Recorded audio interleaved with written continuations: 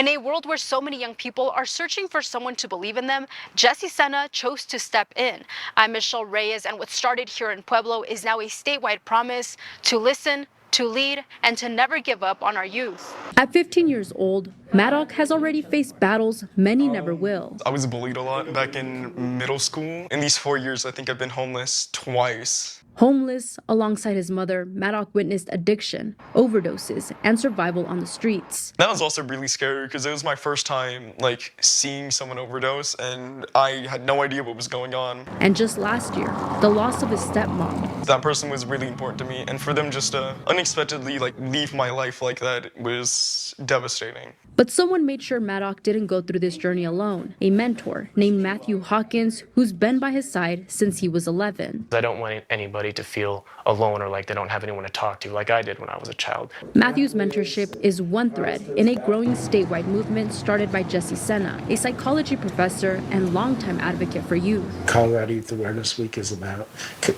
raising that awareness, recognizing the strengths and qualities of our youth, and connecting people to resources. Jesse says the most consistent factor in youth development is encouragement and being present. So I want to be able to encourage people in the same way that I was encouraged. I had a mentor when I was in 6th grade, and I know what that mentor meant to me. I want that to grow so that they can learn that they don't need to struggle on their own. Matthew has seen that up close. A lot of these youth wouldn't be in these situations if the adults in their lives didn't fail them.